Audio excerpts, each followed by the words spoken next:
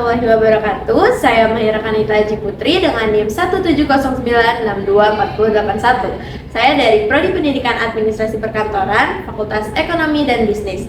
Di sini saya akan membuat video pembelajaran dengan menerapkan satu teori pembelajaran, yaitu konstruktivisme. Di sini saya membuat video untuk memenuhi tugas UAS mata kuliah Teori Belajar Pembelajaran dengan dosen Pampu Pak Adi Irfansyah, SPD MPD.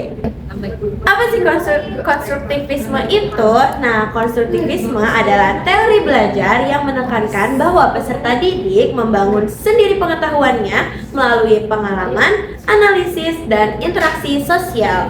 Jadi, siswa tidak hanya menerima informasi, tetapi mereka juga mengkonstruksi pemahaman melalui aktivitas nyata.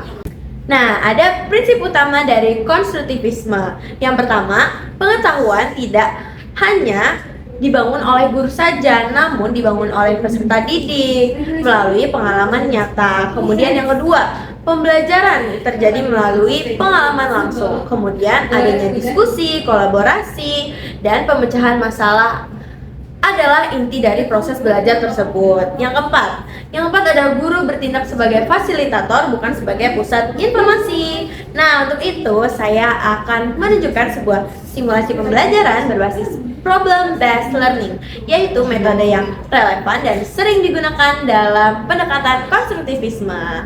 Untuk videonya simak lebih lanjut. Assalamualaikum warahmatullahi wabarakatuh. Waalaikumsalam warahmatullahi wabarakatuh. Ya, selamat pagi teman-teman. Gimana nih kabarnya? Baik. Saya tahu nggak kita mau belajar apa? Program kesehatan kerja apa tidak? Bener banget. Nah, di sini kita bakal belajar tentang K3, khususnya melakukan identifikasi bahaya melalui metode HIRA. Nah, untuk itu saya akan menampilkan buat metodenya. Ini di sini. Nah, metode HIRA itu Pada tahap pertama, guru akan memberikan materi yang akan dipelajari, kemudian dikaitkan dengan pembelajaran nyata.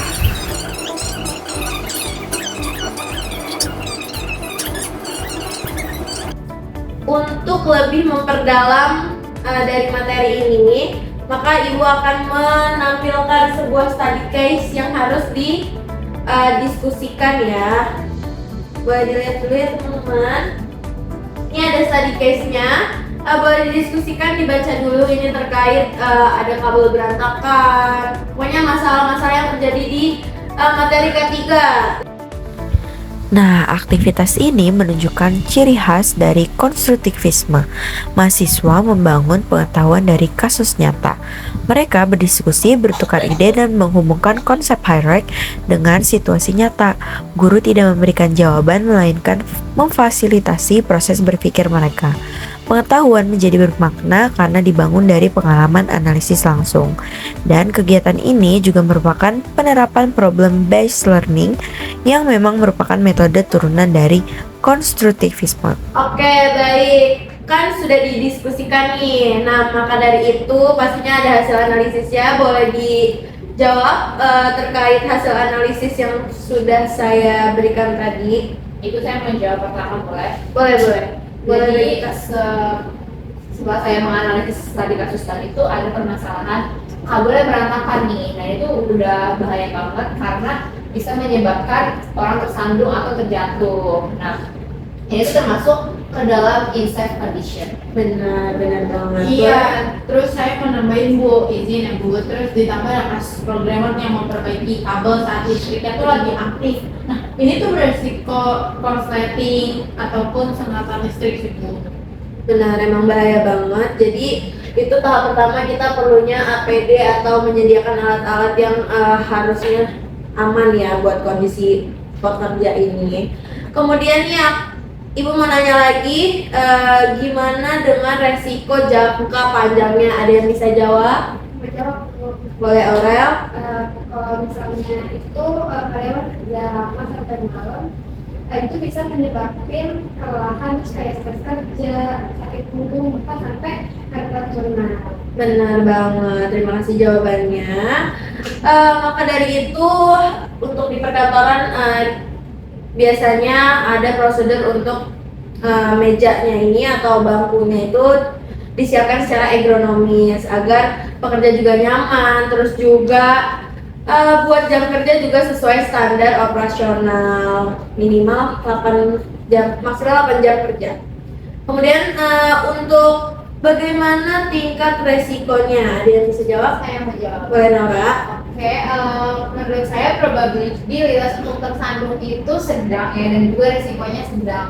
Tapi untuk dari listriknya sendiri itu probabilitasnya itu sedang, dan juga keparahannya jika itu terjadi itu bisa tinggi.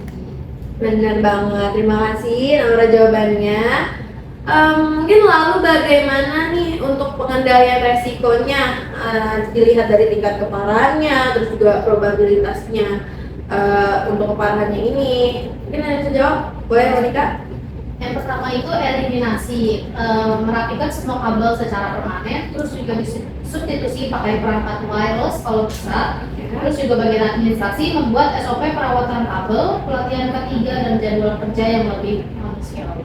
Oke, bagus banget. Baik, kalian sekali ya teman-teman, kalian bisa mengidentifikasi semua aspek mulai dari bahaya fisik, listrik, dan kesehatan. Nah, kalian juga udah mampu nih buat menilai resikonya dan memberikan solusi berdasarkan metode HIREC yang sudah tadi kita pelajari. Baik, untuk pembelajaran sampai di sini dulu. Wassalamualaikum warahmatullahi wabarakatuh. Waalaikumsalam warahmatullahi wabarakatuh.